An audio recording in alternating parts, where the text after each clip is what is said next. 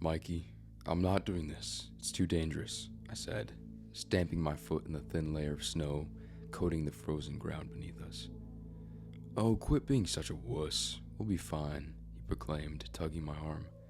No, no, Mikey, stop it, I wailed, collapsing to the ground dramatically. I knew he wouldn't keep trying to drag my dead weight. Fine. If you won't go with me, I'll just have to do it myself. He released his grasp and shuffled to the ice, my heart pounding like a jackhammer in my tiny chest.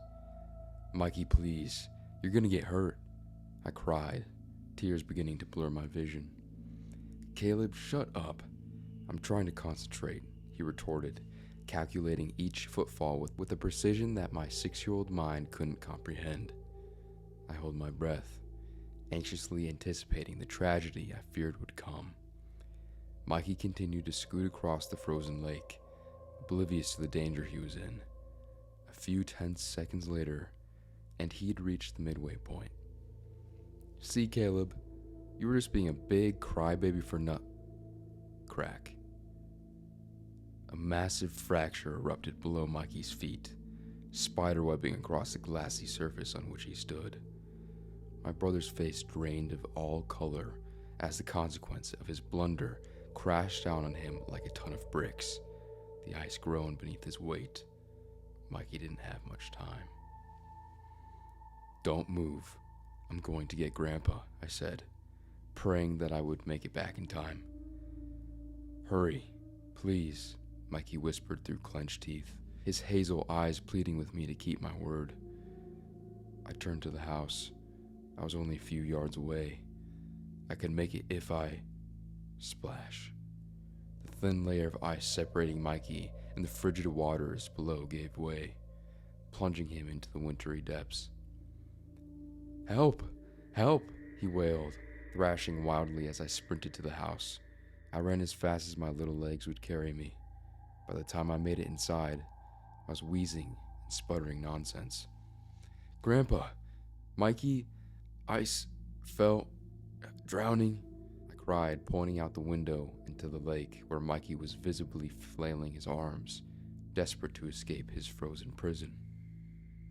Grandpa instantly understood. He leapt from his armchair and bolted to the shed. He returned moments later with a long bundle of rope. He brushed past me, running quicker than I knew a man his age was capable. Once we reached Mikey, he was still floundering, struggling to keep his head above water. Mike, can you still feel your fingers? Grandpa shouted. His presence calmed my brother somewhat as his convulsive, erratic motions began to subside. Yeah, Mikey said, teeth chattering. Good. I need you to take this rope and tie it around yourself. I'm going to hoist you out. Mikey nodded as Grandpa tossed a line into the freezing water next to him. Mikey obeyed, fastening a knot around his torso. Hold on tight, boy. Just as Grandpa was about to heave, Mikey suddenly disappeared into the murky depths. The line was being gulped into the water at a sickening rate. I turned to my grandfather. The look of fear rooted in his visage is one that I hope to never witness again. The rope continued to disappear until it went tight in Grandpa's grip.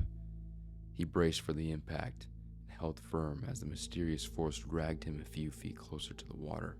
My heart palpitated furiously as he slid, dread seeping into my bones. Grandpa pulled, summoning every ounce of strength remaining in his weary muscles. Eventually, he began to make progress. Inch by inch, Grandpa was winning the battle, and then, all at once, the line went slack, and Grandpa fell flat on his butt. Something big burst from the hole, flopping onto the ice and sliding toward us. It was Mikey. His face was starting to turn blue, and he wasn't breathing. Grandpa reeled him in the rest of the way and began CPR, laying my brother on the sturdy snow-covered ground and starting chest compressions. Blood thumped in my ears and tears began streaming down my rosy cheeks. I was certain that Mikey was dead. A few dozen abominable thrusts later, and Mikey coughed up water, returning to life as he frantically gasped for air. Gradually, the color began to return to his face. I breathed a sigh of relief and threw my arms around his soaking body. "Don't ever do that again. I thought you died," I sobbed, clutching him in a vice grip. He didn't return my embrace. Mikey? What I saw once I pulled away chilled me to my core. My brother sat motionless, staring at me with wide, vacant eyes. He didn't so much as twitch from the cold.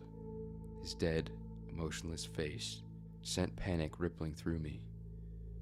"What's wrong with him, Grandpa?" "I don't know," he said as he scooped Mikey into a fireman's carry. "But we need to get him out of the elements. Once we get inside, I need you to dial 911, okay?" I nodded, diligently following behind him. The paramedics arrived shortly after I called. They treated Mikey for mild hypothermia on the way to the hospital. They needed to take him in to make sure his stint under the water hadn't done any permanent damage to his brain. I was a bundle of nerves the whole day to the emergency room. Grandpa had gone with Mikey in the ambulance, so I rode with Grandma to meet them.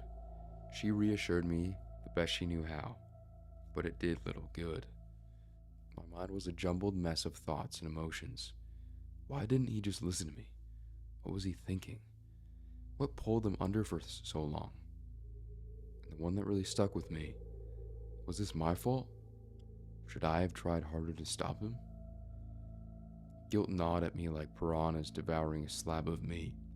I wasn't really to blame, was I? I tried to cram the notion to the furthest compartment of my brain as we pulled into the parking lot. We signed in at the front desk, and a few painstaking minutes later, we were reunited with Mikey and Grandpa. Mikey gazed at nothing in particular, his glassy eyes staring at the empty, cream-colored wall. I tentatively approached him. I slowly reached towards him, terror stabbing through my chest like a butcher knife. Sweat pooled above my brow as my fingertips grazed his arm. Mikey suddenly snapped towards me, snatching my wrist with an intensity that no 9-year-old should possess. I froze in shock. Mikey's grip was ice cold, searing my skin with his touch. And those eyes, his pupils bored straight into mine. The loathing hatred behind them sent chills undulating down my spine. I was stuck there. I couldn't move. I couldn't scream. I couldn't even look at my grandparents for help. The world melted away, leaving the two of us alone in a nauseating staring match. Caleb? Caleb. I was pulled back to reality by Grandpa's worried voice. He lightly took my shoulders. "Oh, yeah, sorry, Grandpa." "I need you to scoot over, buddy. Dr. Kent here needs to run some tests on Mikey." I obliged, joining Grandma. I glanced at Mikey, failing to meet his gaze. He had returned to fixating on nothing, staring straight ahead at the featureless, nondescript wall. After sufficiently poking and prodding my brother, the doctor returned to us. His physical health reaction seems normal enough. However, it does concern me that he isn't speaking or responding to the stimuli. There may be some permanent damage, but we'll need to do a CAT scan to be sure. My grandparents grimly locked eyes. Grandpa nodded at Dr. Kent. "Okay, do it." Mikey had to stay in the ER until the early hours of the morning. All the while, he didn't utter so much as a cough. The medical staff performed a myriad of different tests on him, which seemingly all reached the same conclusion. My brother was fine. Finding nothing out of the ordinary, Mikey was discharged. Dr. Kent instructed Grandpa to take him in to see his personal physician if the odd behavior continued, and explained that there was nothing else he could do. He thanked him, and we left, tired and frustrated by the lack of results. We finally arrived home at 4 a.m, nodding off and ready for some much-needed rest. Well, everyone except for Mikey. That same fish-eyed expression was pasted on his face. I shuddered, just looking at him. I was almost disappointed when the doctors didn't find anything. If they had, at least we'd known why Mikey was acting this way. Instead, we were left with no explanation, no signs of improvement, and no answers. I passed out the moment my head hit the pillow. My sleep-addled brain had been working in overdrive for the entire evening, and I was pooped. Grandma tucked me in, wishing me sweet dreams. As the door creaked shut and my vision faded to black, Mikey faced the wall opposite to me in the fetal position. The thought that he might actually be getting some much-needed sleep comforted me, and I was lulled into a peaceful slumber. I woke with a start in the middle of the night. My heart was racing and my pajamas were drenched in sweat. My eyes frantically darted from one side to the other as they adjusted to the darkness. I attempted to lift my arm, but I was frozen. I couldn't move a muscle. I panicked, tried to kick, to flail, to scream, anything, but it was futile. There was no doubt about it. I had sleep paralysis. Just when I was thinking I should shut my eyes and try to nod off, I heard it. A shuffling noise from across the room. My blood turned to ice and I slowed my breathing, listening intently. I waited, my mind running wild with possibilities, and then I heard it again. But this time, it was closer. Much closer. Tears welled in the corners of my eyes as terror surged through me. Slowly, a shape began to emerge in my field of vision. A humanoid shape. Mikey's face gradually slid into view. He hovered inches above me, his wide, unblinking eyes staring hungrily at my motionless form. I could feel his hot, musty breath wafting into my nostrils as I staved off the urge to vomit. He stayed there for what felt like ages, immobile and unwavering. Those cold, dead eyes boring into my psyche and rooting themselves in my nightmares. Out of nowhere, Mikey began to lean in closer until he was directly next to my ear. What he whispered still gives me chills to this day. "Please, help me. It wants my soul." Mikey then disappeared from view and scuttled back to his bed.